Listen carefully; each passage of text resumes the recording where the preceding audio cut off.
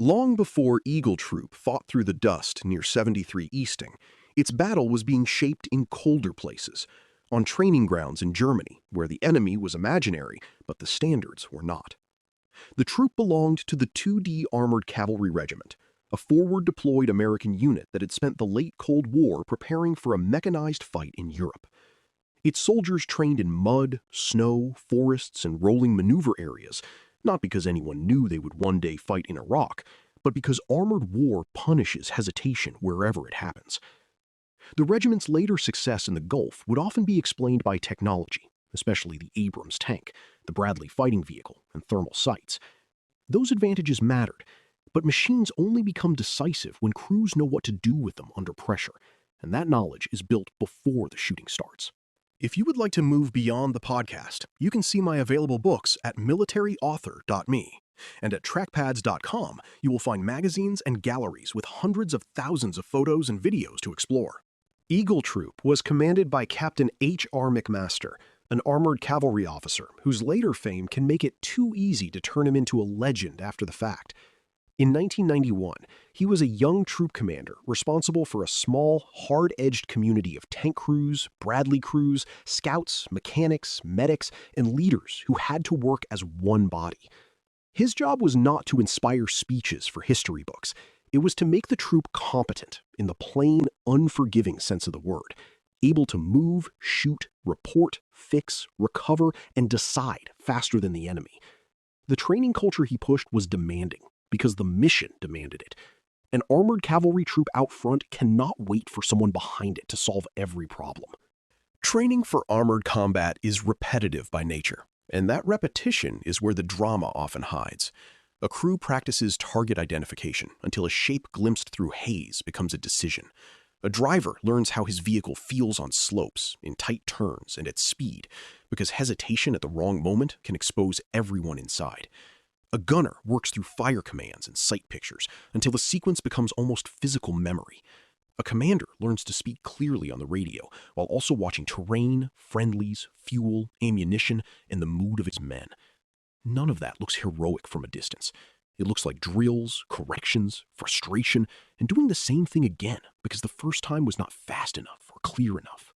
The American Army that sent Eagle Troop to the Gulf had been shaped by painful lessons. After Vietnam, it rebuilt itself around professional training, realistic exercises, stronger non-commissioned officers, and a belief that disciplined units could outthink as well as outfight a larger opponent. The armored force trained against the imagined pressure of Soviet-style mechanized formations, where seconds mattered and confusion could spread faster than orders.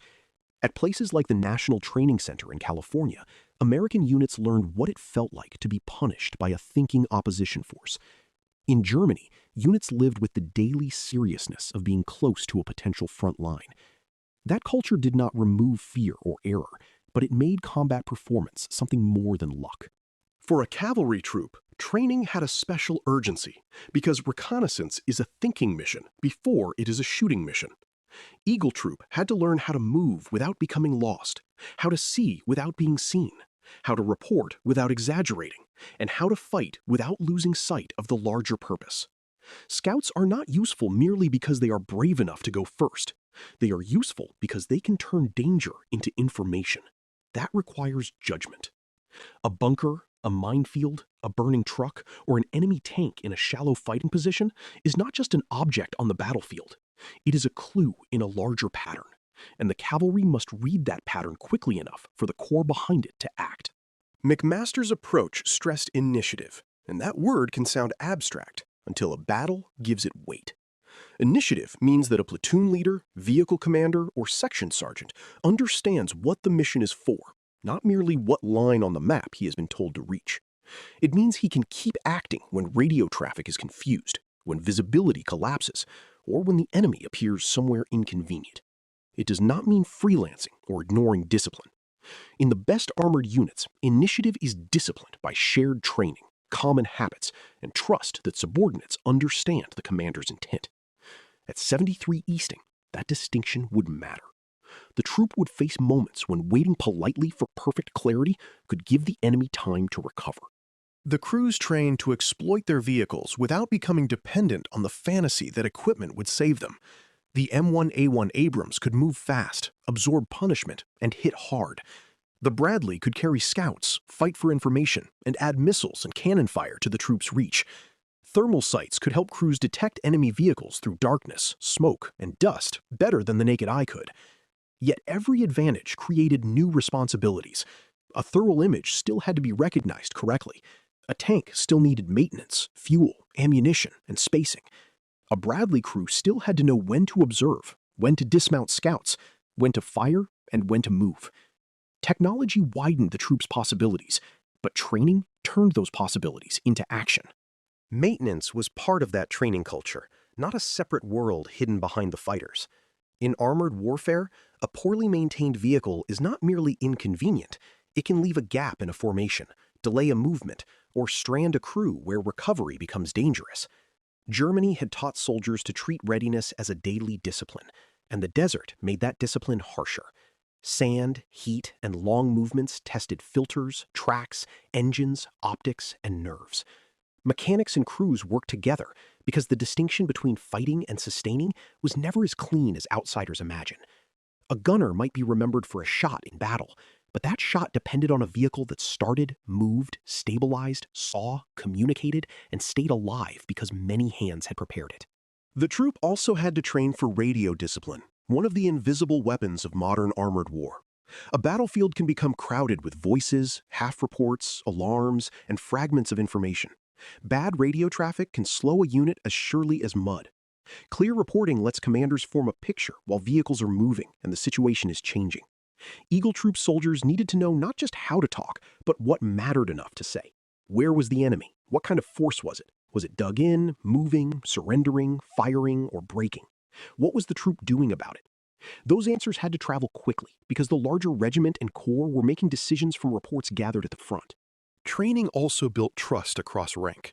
Tank and cavalry crews live close to one another, physically and emotionally, in a way that can be hard to understand outside the armored force. Men inside a vehicle depend on one another for survival in a steel compartment where mistakes are immediate and intimate. Drivers must trust commanders.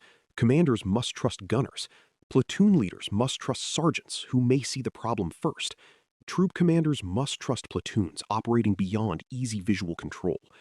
That trust cannot be manufactured by a speech on the morning of battle. It grows through shared hardship, hard correction, competence proven over time, and the knowledge that standards apply when no one is watching. The coming desert fight would test whether training built for Europe could survive transplantation to Iraq. The answer was not automatic. Terrain matters, and the Gulf presented distances and visibility problems very different from Germany. A unit trained to fight among towns, woodlines, and road networks had to learn to orient itself in open country, where the next reference point might be a grid line rather than a village. The enemy was different too. Iraqi units were not Soviet divisions, but they used many Soviet-designed weapons and operated with habits shaped by centralized control and the Iran-Iraq War. The Americans could not assume the fight would match their exercises. They could only rely on the deeper habits training had created. Move, communicate, identify, decide, and act. This is why the story of Eagle Troop before 73 Easting is not a side story. It is the foundation of the battle. When later accounts describe the troop advancing aggressively, identifying Iraqi positions, engaging quickly, and pressing beyond a point where hesitation might have stalled the fight, they are describing training made visible under stress. The battle did not create competence in a sudden flash. It revealed it. The same is true of the regiment around Eagle Troop. The 2D Armored Cavalry Regiment's performance came from a culture that expected forward units to understand the mission, seize fleeting advantages, and keep the corps informed while surviving contact. That culture was built one field problem, one gunnery table, one maintenance check, and one hard after-action review at a time. There is a danger in telling this too neatly, as though training turns war into a solved equation. It does not. Good soldiers are still afraid. Good units still make mistakes. Good plans still meet weather, chance, fatigue, and enemy action. But training changes what happens after fear arrives. It gives men something to fall back on, when the mind narrows and the world becomes noise, dust, and flashes of movement. It makes the first response more likely to be useful. It turns surprise from a paralyzing shock into a problem that can be worked. In armored warfare, where seconds can decide who fires first and who never fires at all, that difference can decide the battle.